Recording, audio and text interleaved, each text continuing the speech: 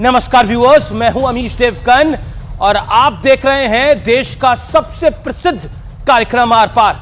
आज आर पार की शुरुआत में मैं दो बड़ी तस्वीरों के साथ कर रहा हूं।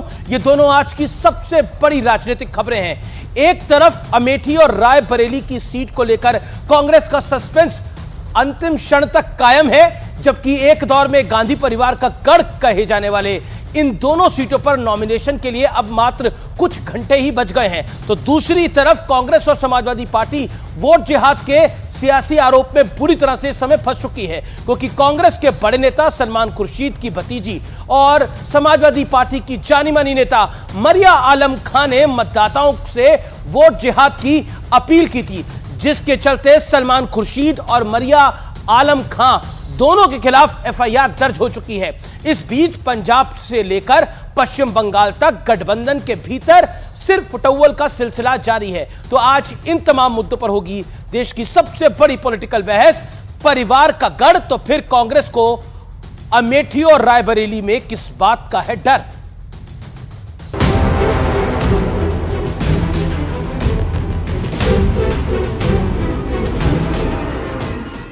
अमेठी और रायबरेली, ये दोनों सीटें गांधी परिवार का गढ़ कही जाती थी। संजय गांधी, राजीव गांधी और सोनिया गांधी से लेकर राहुल गांधी तक यहां की जनता के आशीर्वाद से कई बार संसद पहुंचे।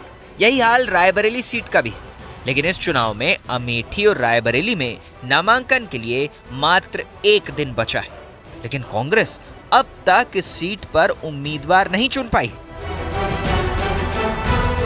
कांग्रेस सेंट्रल इलेक्शन कमेटी ने कांग्रेस अध्यक्ष जी को पूरा अधिकार सौंपा है कि वो जल्द से जल्द अमेठी और रायबरेली के जो कांग्रेस पार्टी के उम्मीदवार हैं उसकी घोषणा करें। इतना कंफ्यूजन रखना ही उनको आत्मविश्वास नहीं है, वो दिखाता है। उत्तर प्रदेश में जिस प्रकार की आज स्थिति बनी है, वो अपनी परंपरागत सीटें छोड़कर भागे हैं। मैं नहीं मानता वो लड़ने की हिम्मत करते। कांग्रेस में क्या चल रहा है? कई सारे नेता छोड़ के जा चुके हैं। ऐसा लग रहा है लीडरशिप चुनाव लड़ना नहीं चाह रही है। ये सवाल खड़ा हो रहा है। नहीं, ऐसा है, दो चुनाव हम लगातार हार चुके हैं कांग्रेस की तरफ से, और मैं खुद भी हारा हूं।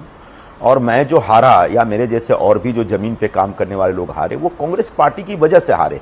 लेकिन दो हार के बाद भी कांग्रेस पार्टी सुधरने को तैयार नहीं है। कांग्रेस पार्टी इन हारों से कुछ सीखने के लिए तैयार नहीं है। वही फैसला कर रहे हैं इस चुनाव, कौन लड़ेगा कौन नहीं। वही चंडाल चौकड़ी है। कांग्रेस के सारे फैसले यही लेते हैं और ये फैसला करते हैं कि कौन व्यक्ति कहां से चुनाव जीतेगा। उसका फैसला ये करते हैं जो कभी चुनाव नहीं लड़े। तो भाई कांग्रेस पार्टी की बर्बादी का जिम्मेदार कौन है? लेकिन विपक्षी खेमे की समस्या इतनी ही नहीं है। पंजाब से बंगाल तक आपसी महाभारत का सिलसिला भी जारी है। भगवंत के दो टाइमिंग है, एक है सुबह से लेकर 6 बजे का, एक है शाम के 6 बजे के बाद का। ये 13-0 की स्टेटमेंट है 6 बजे के बाद की। वो एक स्पेशल दवाई पीते हैं जिसके बाद वो फिगर्स भूल जाते हैं, उल्टी फिगर बोलते हैं। ईमानदारी से 0-13 होगी। तृणमूल के वोट का मैंने वाले बीजेपी के वोट दे दिया। इस बीच वोट जिहाद के मुद्दे पर भी विपक्षी खेमा घिर चुका है। बहुत अकलमंदी के साथ, बहुत जज्बाती न होके, बहुत खामोशी के साथ एक साथ होके वोटों का जिहाद करो। बसपा कांग्रेस के लोग बौखलाए हुए हैं और वोट जिहाद की मानसिकता ये बहुत खतरनाक है। इसकी कड़ी आलोचना करता हूं। उनका मैं समझता हूं भाव ये नहीं रहा होगा जिसकी वजह से उन पे कार्रवाई हो रही है। भाव यही रहा होगा कि ज्यादा से ज्यादा वोट डालें, अपना पूरा वोट डालें। तो सवाल है कि क्या ऐन चुनाव के बीच विपक्ष की चुनावी गाड़ी पटरी से उतर रही है? आज इसी पर होगी देश की सबसे बड़ी बहस। और अब वक्त है आर पार के सुप्रसिद्ध विश्लेषण का, कांग्रेस की बिगड़ी सियासी चाल का विश्लेषण। घर में डर, अमेठी रायबरेली में अब तक कैंडिडेट तय नहीं है। दोनों सीटों पर नामांकन के लिए एक दिन बचा है, यानी कुछ घंटे अब बाकी हैं।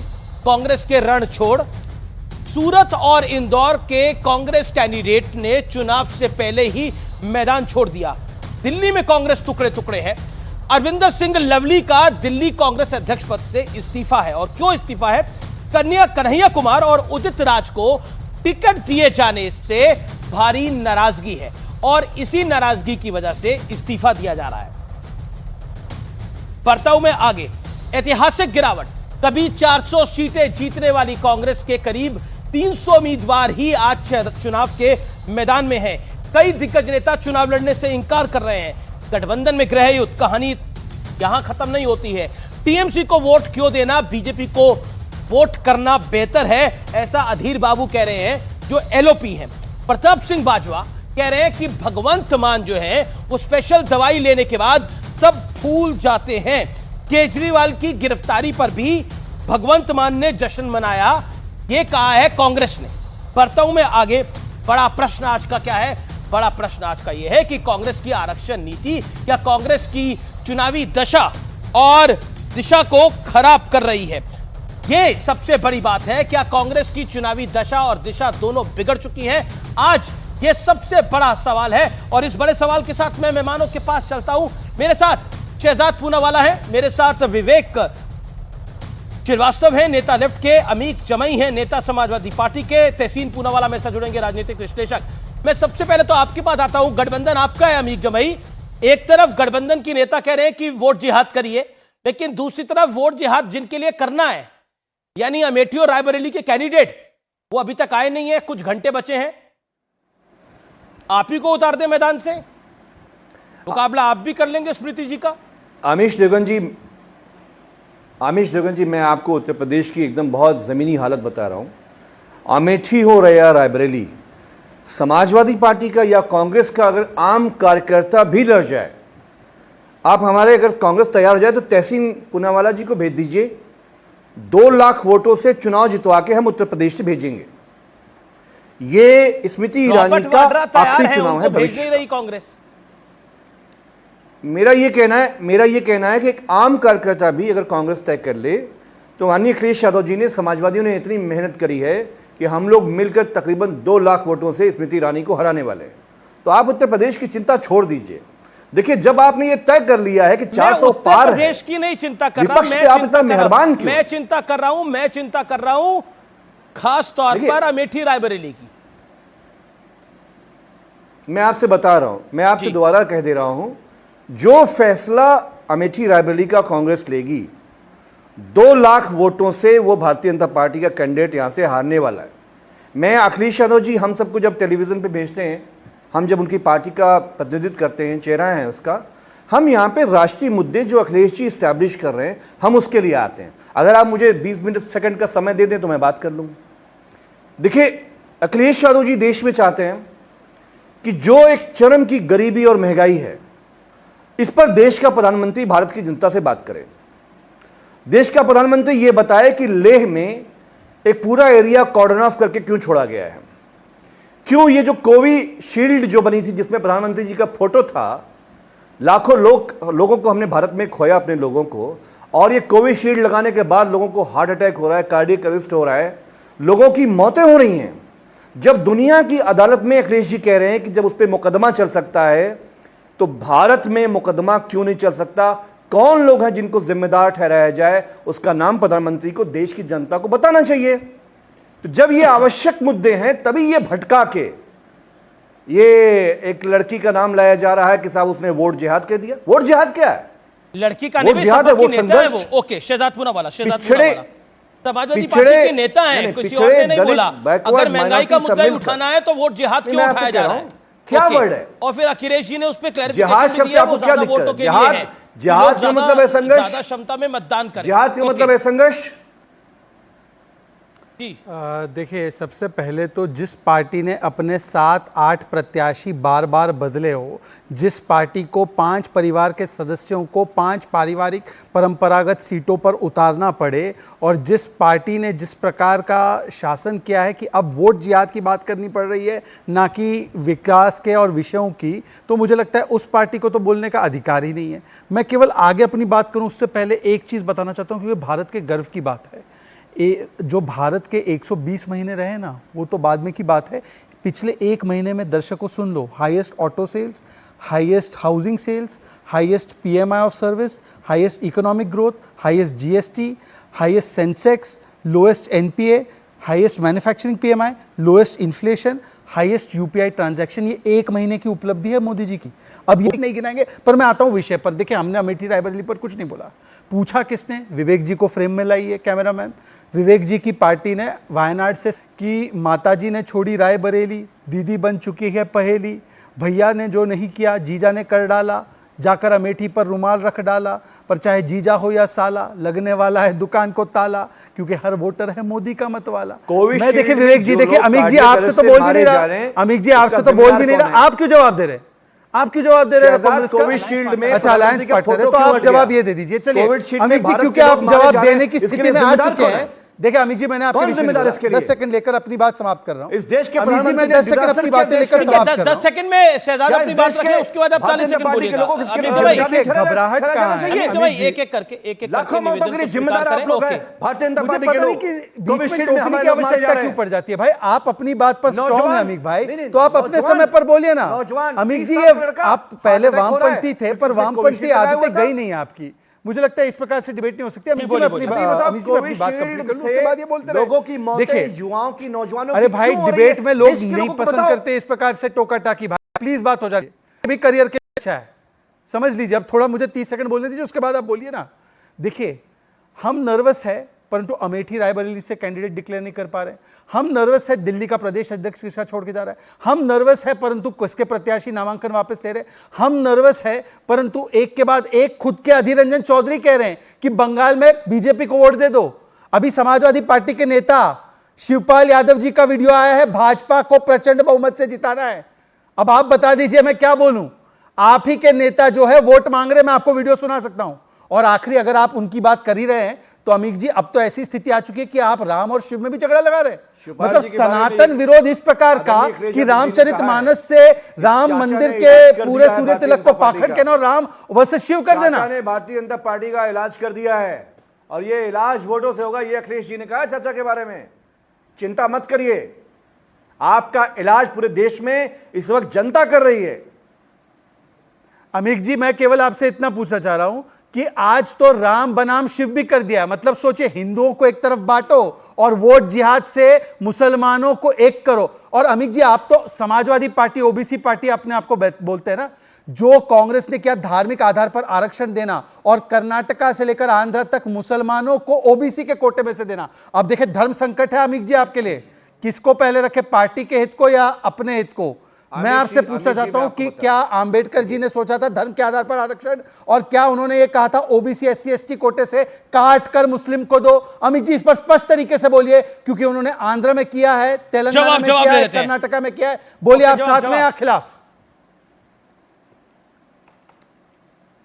देखिए, पहले जब हम आरक्षण की सीमा ये कहते थे कि पिछड़े समाज का 52% आबादी है तो उनका आरक्षण 52% होना चाहिए, लेकिन आप ये कहते थे कि कैपिंग है।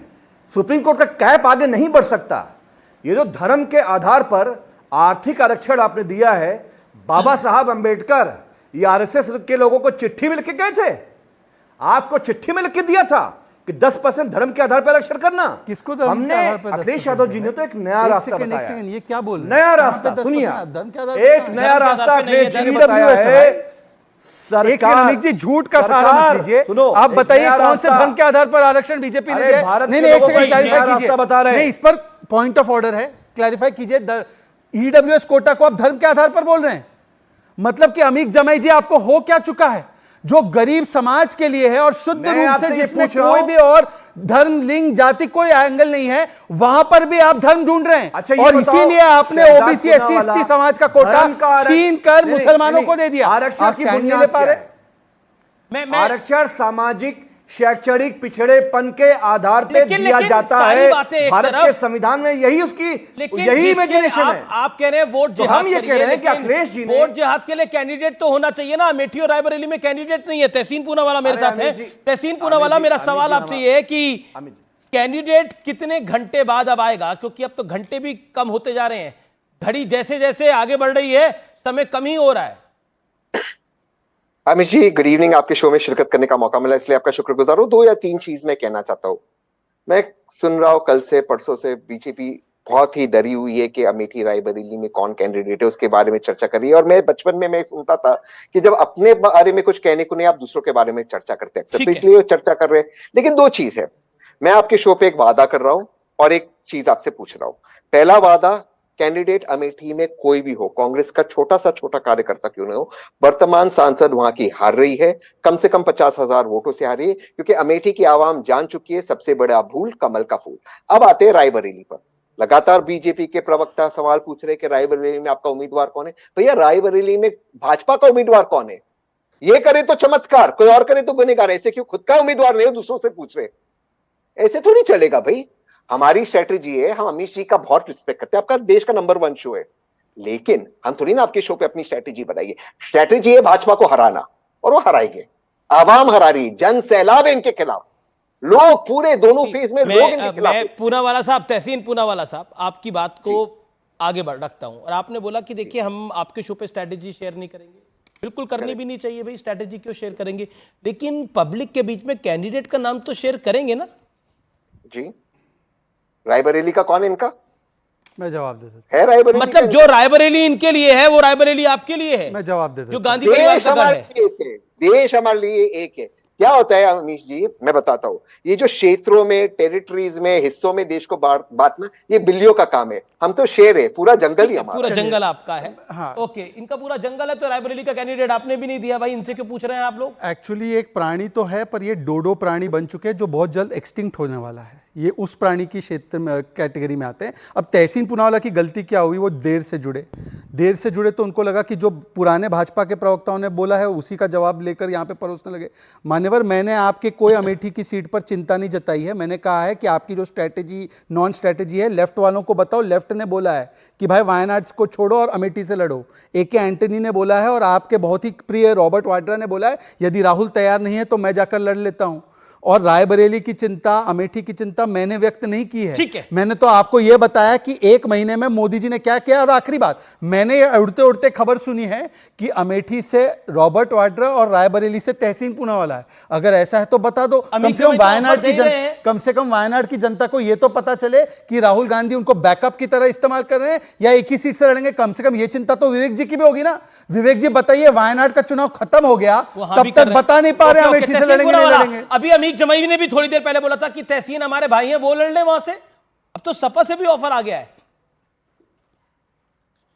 हाँ, लेकिन मैं जो काम कर रहा हूं देश में, मैं पूरे हर चैनल पे जाते बीजेपी के खिलाफ मैं पूरे देश में प्रचार कर रहा हूं। तो एक क्षेत्र में, एक एरिया में मुझे अपने आप को सीमित नहीं करना है। और जहां तक सवाल रॉबर्ट जी का था, रॉबर्ट जी कहीं से भी लड़ ले वो जीत जाएंगे। ये बात नहीं, राहुल जी कहीं से भी लड़ ले। मेरा आपसे प्रश्न है, पर्सनल सवाल है, पर्सनल मुझे एक बात, जी एक थोड़ा मैं अधिकार लेना। भाई नहीं भाई तो है, ठीक है। नहीं, तहसीन जी ने बहुत बड़ा दिल दिखाया। तहसीन जी ने बोला एक क्षेत्र में मुझे कहां सीमित करते हो। तहसीन जी, आपके परिवार पार्टी का तो इतना वर्चस्व है रायबरेली में कि एक रुमाल दिखाने से आप जीत जाएंगे। आप पूरे देश में काम करते रहिए ना, कल कर दीजिए अपने आप को घोषित पार्टी से। या आप डर रहे हैं क्योंकि आप भी हकीकत जानते हैं कि रायबरेली में कुछ नहीं बचा, इसलिए सोनिया जी भी चली गई राज्यसभा। तो तहसीन का गर्दन क्यों फंसाना चाहते हो? आचार्य प्रमोद कृष्णम का मैंने इंटरव्यू किया था और उन्होंने बड़ी इंटरेस्टिंग बात बोली कि कांग्रेस पार्टी में टिकट वो देते हैं जो कभी खुद चुनाव नहीं लड़ते।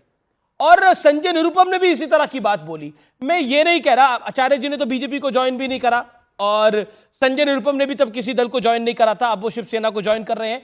लेकिन कांग्रेस में डिसीजन मेकर जो हैं वो समझ नहीं पा रहे कि क्या करना है क्या नहीं करना है। छत्तीसगढ़ में अलग बवाल हुआ है कांग्रेस के एक प्रवक्ता को लेकर। हाँ, लेकिन भाजपा के sitting members of parliament join कर रहे हैं कांग्रेस, भाजपा के भी लोग जा रहे। तो देखिए, ऐसा नहीं है, हर इलेक्शन के समय लोग आयाराम गैराम चलता रहता है, ये चीज चलती रहती है, ये कोई बहुत बड़ी बात नहीं।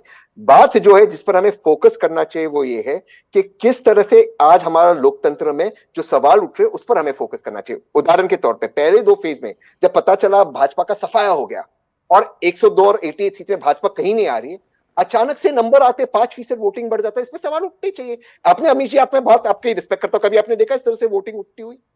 क्या नंबर है, टेंटेटिव नंबर, आग कौन से नंबर है, इस पे सवाल उठने चाहिए। अब इस पर डिबेट ना हो तो रायबरेली में कौन जा रहा, अमेठी में जो कौन जा रहा, भैया 5% वोटिंग कैसे बढ़ा तो कैमरा है ना, बताइए ना कैमरा में कौन है ये 5%। ओके, शहजाद पूनावाला का जवाब जरूरी हो जाता है, शहजाद का जवाब जरूरी होता है, देन विवेक।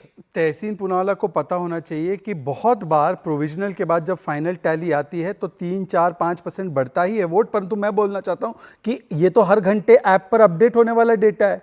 आप वहां पर ऐप में देख लीजिए कितना वोट हो रहा है, अपडेट ऐप में हर घंटे से होता है। और दूसरी बात मैं आपसे पूछना चाह रहा हूं कि आपने, पता है आपको कि कई गवर्नमेंट ऑफिसर्स की और कई सारे पोस्टल बैलेट्स 2-3 दिन पहले गिने गए हैं, उनको जोड़े बगैर फाइनल टैली कैसे दिया जा सकता है? बस एन प्रेन प्रकार इन संस्थाओं पर जवाब जो है एक सवाल खड़ा करना है, यह एजेंडा बन चुका है। ईवीएम का मुद्दा हाथ से निकल गया तो अब किसी और तरीके से मुद्दा होता है। और देखिए एक चीज को मैं आपत्ति करता हूं, ये आया राम गया राम क्यों?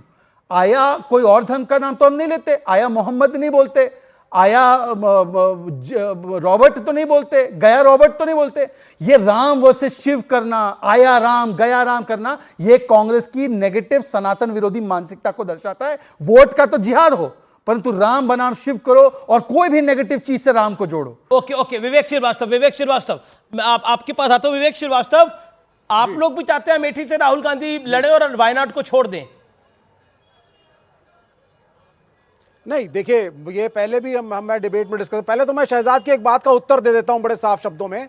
ये राम वर्सेस शिव की बात कर रहे हैं, इनसे ये पूछिए कि जब शंकराचार्य ने रामलला की प्राण प्रतिष्ठा वाले दिन पे ऑब्जेक्शन किया था तो चंपत राय ने क्या कहा था ऑनरेबल प्राइम मिनिस्टर के मित्रों ने कि ये तो रामदासियों का मंदिर है साहब, इसका शंकराचार्य और उनके लोगों से क्या लेना देना? किसने किया था ये राम वर्सेस शिव उस वक्त? सिर्फ इसलिए कि वो डेट आपको सूट कर रही थी लोकल पॉलिटिक्स के लिए। दूसरी बात, मैं इस वक्त भीड़ के बीच में से आपके साथ डिबेट कर रहा हूं अमीश, मैं कोई एसी में बैठने वाला नेता नहीं हूं। यहां टाउन हॉल पे चांदनी चौक पे खड़ा हूं, लाखों की भीड़ है। आज 1 मई है और मजदूर दिवस मनाया जा रहा है और मंच के ऊपर से नारे लग रहे हैं कि इस मजदूर विरोधी सरकार को हरा करके इंडिया को जिताया जाएगा, इंडिया गठबंधन को आना है और पूरे देश के मजदूर इसके लिए प्रतिबद्ध हैं। ये दूसरी बात। तीसरी बात, केरल में यह जरूर है कि हम कांग्रेस के अगेंस्ट लड़े, यह भी सच्चाई है कि राहुल गांधी जी के खिलाफ हमारी कॉमरेड एनी राजा उतरी हैं, लेकिन इंडिया गठबंधन हारेंगी। राहुल गांधी के साथ एनी राजा जीतेंगी या हारेंगी आपकी राय के अंदर? कॉमरेड एनी राजा नहीं, वो आने दीजिए, आपकी राय क्या है भाई? रिजल्ट उससे फर्क नहीं पड़ता, लेकिन कैंडिडेट है कॉमरेड एनी राजा, जीतेंगी या हारेंगी उनके साथ? नहीं, आपकी राय क्या है? कॉमरेड एनी राजा जीतेंगी कि हारेंगी? नहीं, देना पड़ेगा भाई इसका जवाब। आप या तो हाँ बोलिए या ना बोलिए। लेट द रिजल्ट कम। नहीं, obviously result will come. Result तो नरेंद्र मोदी के चुनाव का भी आएगा भाई। वो जरूर। आप कैसे डिसाइड करके बैठे हैं कि वो हार जाएंगे? एनी राजा जरूर। ये बीजेपी कैसे डिसाइड करके बैठी कि कांग्रेस हार जाएगी? तो फिर तो बोले ही ना कोई। नहीं, आप अपने मतलब इतने मजबूर हो गए, आप अपने कैंडिडेट के लिए नहीं बोल पा रहे वो जीतेंगे, यही बोल दीजिए वो हारेंगे जी। इसलिए नहीं, आप सुन तो लीजिए सर, कॉमरेड एनी राजा मजबूती से लड़ी हैं, कॉमरेड एनी राजा को हमारा समर्थन है। मैं एक वामपंथी हूं, एक लेफ्टिस्ट हूं, लेकिन इंडिया गठबंधन भी एक सच्चाई है जिसमें लेफ्ट एक पार्ट है और राहुल गांधी हमारे एक रिस्पेक्टेड नेता हैं। और जैसा कि अमीक जयमई ने कहा था, अगर यह अमेठी रायबरेली जहां मर्जी से लड़े, चाहे समाजवादी पार्टी। विवेक, आपको नहीं लगता? एक सेकंड विवेक, आप पॉलिटिकल लीडर हैं और अरसे से पॉलिटिकल लीडर हैं, क्या रायबरेली और अमेठी कांग्रेस के लिए सामान्य पॉलिटिकल सीट्स है?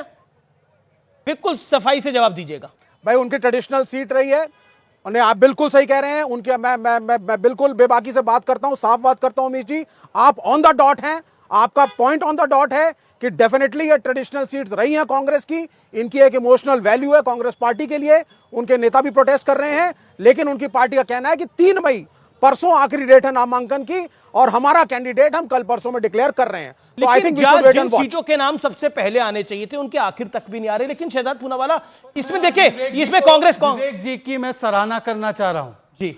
विवेक जी की सराहना इसलिए करना चाह रहा हूं कि इनके नेता एक दूसरे को कावर्ड, साइकोपैथ, इनको जेल में क्यों नहीं भेजते? इनके नेता एमएलए अनवर ने कहा है राहुल गांधी का डीएनए टेस्ट कराओ, पर विवेक जी आकर टीवी पर राहुल गांधी को डिफेंड करते हैं। मतलब पार्टी जमीन पर कुछ भी बोले, विवेक श्रीवास्तव आकर टीवी पर राहुल का बचाव करेंगे। ये है सच्चा कॉमरेड, ये सच्चा कॉमरेड है राहुल गांधी का, सच्चा कॉमरेड। अरे भाई क्यों, आपने भी तो कन्हैया भेजा ही है वहां पे जो नक्सलियों को शहीद बोलता है। कॉमरेड खुश रहो। अब देखिए दूसरी बात, अरे कॉमरेड लेकिन शहजाद मेरा एक सवाल है, मेरा एक आपसे सवाल है, आप बार-बार सवाल उठा रहे हैं। राहुल गांधी अरे कॉमरेड राहुल की बात करेंगे, हम राहुल गांधी को समर्थन देंगे। आर्थिक समानता की बात राहुल गांधी ने करी है इस देश में और हम उनके साथ हैं इस विषय पर। अच्छा, आर्थिक समानता की बात करी है। अरे नेताजी, आपने आर्थिक समानता की बात छेड़ दी तो सर एक वाक्य उस पर भी ले लो। ये आर्थिक समानता के नाम पर एक बार बोल दीजिए, नेशनल हेरिटेज की जो संपत्ति कांग्रेस ने गबन करके रखी है वो अपने कार्यकर्ताओं में बांट दे, गरीबों में बांट दे, या कम से कम। अरे भाई सुन लीजिए ना, अरे भाई सुन लीजिए, कॉमरेड सुन तो लीजिए। कॉमरेड पूरी बात हो जाने दीजिए, मैंने आपके बीच में नहीं बोला। कॉमरेड मैं तो केवल इतना कह रहा हूं कि 12 लाख करोड़ का जो घोटाला किया था उसको कम से कम बांट दे देश की जनता के बीच में। और कॉमरेड आपने बोला कि देखिए राम बनाम शिव कर रहे हैं शंकराचार्य, आपने शंकराचार्यों की बात की। देखिए मोदी है तो मुमकिन है जो कल तक राम जी का अस्तित्व नकारते थे वो भी आज जय श्री राम जय शिव कर रहे हैं। परंतु मेरा एक वाक्य जरा बताइए विवेक जी, 4 शंकराचार्यों के जो 4 शंकराचार्यों की पीठ है वो पीठों के नाम बता दीजिए। ओके विवेक, आपका जवाब। जी पहली चीज तो पुरी के जो शंकराचार्य हैं उन्होंने पीठों के नाम बता दो, बाकी ज्ञान बाद में दे देना। आप सुन लीजिए पहले 30 सेकंड। आप सुन लीजिए दो कंट्रोवर्शियल थे, एक पुरी वाले और अभिमुक्तेश्वरानंद जी, दोनों का मैं आपको बताता हूं वक्तव्य भी क्या था और सब कंठस्थ है मुझे। इसलिए शहजाद पूनावाला जी, ये सस्ती पोइट्री जो आप टीवी पे करते हैं 4 पीठों के छोड़ नाम दीजिए। तो बताओ। आप डिबेट किससे कर रहे हैं उसके भारीपन को समझिए। आप सुन, अभिमुक्तेश्वरानंद जी कहां के हैं ये शंकराचार्य? ज्योतिर्मठ के हैं। क्या बोला इन्होंने कहा साफ साफ कि कई मंदिर जो हजारों साल पुराने हैं शिव के तोड़े गए। सुन लीजिए, आप वक्तव्य सुनिए, आप तोड़े गए सिर्फ एक कॉरिडोर। लेकिन मुझे लगता है कि फिर डिबेट डिरेल हो रही है, डिबेट डिरेल हो रही है।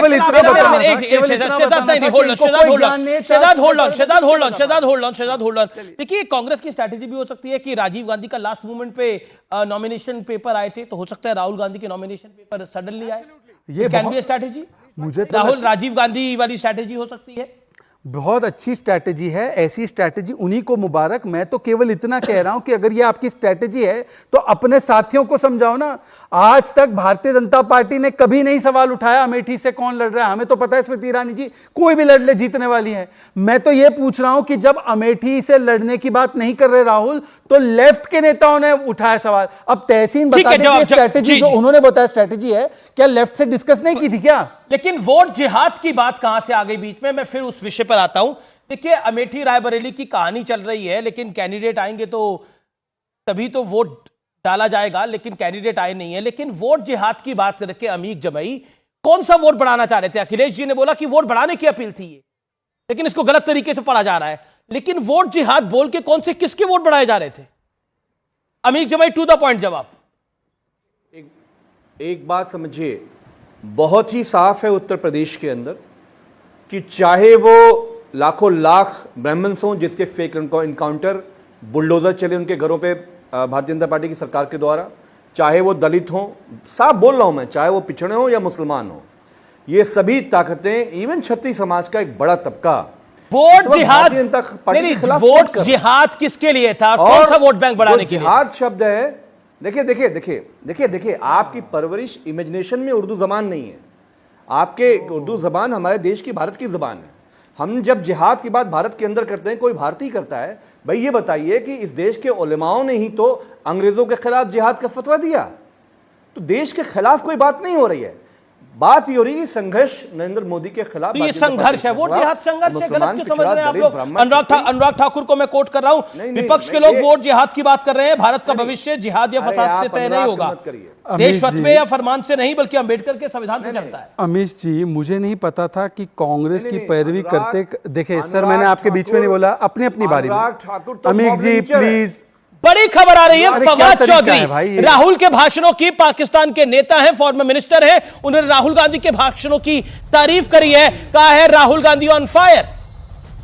जी शहजाद, देखिए सबसे पहले तो मैं अपने अपनी परवरिश और अपनी अपनी संस्कृति का ही मामला है। अमित जी सही बोल रहे हैं। मेरी संस्कृति, आपकी संस्कृति ये बताती है कि लोकतंत्र में चुनाव को हम पर्व मानते हैं।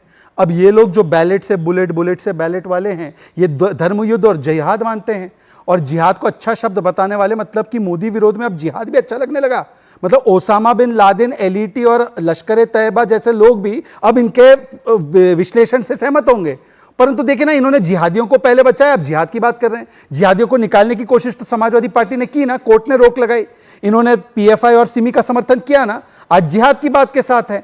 मैं केवल इतना पूछना चाहता हूं, यदि वोट जिहाद ठीक है, ये संविधान बचाना है, मतलब संविधान बचाने की बात करते हैं और कहते हैं वोट जिहाद होना चाहिए। और आखिरी बात देखिए पाकिस्तान का, अब देखिए पाकिस्तान पे आते, पाकिस्तान पे बाद में आते हैं। ओके ओके, अमित जमाई का 30 सेकंड का जवाब। अमित जमाई इसी से कैंपेनिंग चलेगा। अमित जमाई जिहाद अगर अच्छा शब्द है तो लव जिहाद से क्या प्रॉब्लम है इनको? ठीक है, पॉइंट है आपकी। नहीं, रमेश बिदुड़ी ने जिहादी बोला था, उस कौन था वो कौन था? नहीं, उसको, उस दानिश को, तो जिहादी बुरा क्यों लगा इनको? इनको तो सेलिब्रेट करना चाहिए था। ठीक है। जब उसने बोला रमेश बिदुड़ी ने, तो काहे आप लोग मातम मना रहे थे? अब बोले मैं जिहादी हूं, बोलिए मैं जिहादी हूं, बोलिए लव जिहाद ठीक है। अमित जमाई अरे सुनी तो, लव जिहाद बीजेपी का दिया हुआ शब्द है, लेफ्ट का दिया हुआ है। पत्नी के ऊपर ये अप्लाई करना चाहते हैं, हम नहीं अप्लाई करना चाहते हैं। हमारा ये कहना है कि संविधान के मुताबिक कोई समाज, धर्म, लेकिन आपने बोला ना कि जिहाद तो खूबसूरत वर्ड है, शादी कर सकते हैं। आपने तो खुद बोला कि जिहाद खूबसूरत वर्ड है, जिहाद का इस्तेमाल होता है, वोट के लिए होता है, तो फिर जब लव के लिए होता है तो तकलीफ क्यों होती है? वैसे आपकी जानकारी के लिए, ये केरल में लेफ्ट की सरकार ने सबसे पहले इस्तेमाल किया था। ये कोई बीजेपी शासित राज्य ने नहीं करा था, कोई भारतीय जनता पार्टी, राष्ट्रीय स्वयंसेवक संघ, बीएचपी, एबीवीपी, बजरंग दल ने नहीं करा था। आप इस फैक्ट को चेक कर सकते हैं बकायदा। लेकिन मेरा आप शहजाद पूनावाला की तरह पिच पे मत रहिए। आप न्यूट्रल खेलिए ना। मैं तो न्यूट्रली बात कर रहा हूं, ये फैक्ट है, ये फैक्ट है अमीक भाई, ये फैक्ट है। आपको अगर विश्वास नहीं है तो खुद चेक कर लीजिएगा कि लव जिहाद वर्ड कहां से आया। नहीं तो ट्विटर पे मेरा निवेदन है लोगों से, सरकार जा रही है, निवेदन है कि सर को बताया जाए कि लव जिहाद का शब्द कहां से आया। इन्हें टैग करके बताइए जरा अमीक जमाई साहब को, इनके ट्विटर पे बताइए कि लव जिहाद शब्द कहां से आया, क्योंकि जिहाद आपको खूबसूरत वर्ड दिख रहा है। तहसीन पूनावाला, जिहाद अगर खूबसूरत वर्ड है तो फिर वोट की अपील क्यों कर रही जाती है? फिर कहा जाए कि आइए जिहाद करिए वोट के साथ, सबको ही बोलना चाहिए फिर तो। When jihad is such a good word for the voting को बढ़ाने के लिए, तो बाकी सारे नेता कब बोलेंगे वोट का जिहाद करिए? नहीं, मैं तो देखिए, मैं इस पे मेरा स्टैंड बिल्कुल अलग है। मैं हेट स्पीच के खिलाफ हूँ। हेट स्पीच का जो जजमेंट भी माननीय सुप्रीम कोर्ट का मेरे पक्ष में, मैं मानता हूँ कि इस तरह की कोई भी बातें नहीं होनी चाहिए जो पोलराइज होती है। मैं बिल्कुल आपका इस्तकबाल करता हूँ कि आपने इस बात को आपके शो पे लिया और आपको साधुवाद देता हूँ। लेकिन जिस इंटेंसिटी से आप इसको कंडेम कर रहे हो, और करना भी चाहिए अमीश भाई, उसी इंटेंसिटी से, उससे ज्यादा इंटेंसिटी से मैं माननीय प्रधानमंत्री जी को कंडेम करता हूं, जिन्होंने कहा कि महिलाओं के मंगलसूत्र छीनकर घुसपैठियों को दिया जाएगा। ये फेक न्यूज ही नहीं, ये पोलराइजेशन है, डॉग विसल है अमीश जी। और अगर 10 साल के बाद घुसपैठिए है इस मुल्क के अंदर, तो उसके लिए सबसे पहले प्रधानमंत्री और गृह मंत्री देश से माफी मांगे, अमीश जी के शो पर आकर माफी मांगे, राष्ट्रपति को अपना रेजिग्नेशन भेजे। ये उनका कर्तव्य है। जो इस तरह की बातें करते, फेक न्यूज, हेट स्पीच कौन फैला रहा? और माननीय अनुराग ठाकुर जी की आपने बात की, उन्होंने इनको कोट किया, ठीक है, उन्होंने कोट किया। देश के गद्दारों को स्पीच लगाने वाले कौन थे? तो इस तरह की हेट स्पीच किसी भी साइड से नहीं होनी चाहिए। मैं तो इसको एग्री नहीं करता हूं। हेट स्पीच का जजमेंट मेरे फेवर में, इन पे कार्रवाई होनी चाहिए। लेकिन क्या माननीय प्रधानमंत्री पे कार्रवाई होगी, ये सवाल है। और इसीलिए जो अमित भाई कह रहे, बिल्कुल सही कह रहे कि न्यूट्रल पिच पे इलेक्शन कमीशन का कर्तव्य है, भाजपा को नोटिस नहीं, माननीय प्रधानमंत्री को पूछना चाहिए क्यों आपने फेक न्यूज फैलाया, क्यों आपने इस तरह की बात की। पूछना उनका काम है और पूछे इलेक्शन कमीशन, उनका सफाई दे प्रधानमंत्री जी। ठीक है 10 सेकंड शहजाद, 10 सेकंड 10 सेकंड। मान्यवर, घुसपैठियां तो जो आपने रोहिंग्याओं को बसाने का काम किया है वो तो आज भी है, जिनको हम नेशनल सिक्योरिटी थ्रेट कोर्ट में बोलकर आए हैं, पर उनकी पैरवी आम आदमी पार्टी के अमानतुल्लाह खान से लेकर यहां पर बैठे हुए अमीक जमाई की पार्टी और विवेक श्रीवास्तव की पार्टी करती है। तो आप बताइए, हमने तो घुसपैठियों को मुझे ब्रेक के लिए रुकना पड़ेगा, लेकिन मोदी सरकार के बड़े मंत्री किरण रिजिजू पहली बार साक्षात्कार दे रहे हैं। ब्रेक के बाद बहुत बड़ी बात बोली है उन्होंने।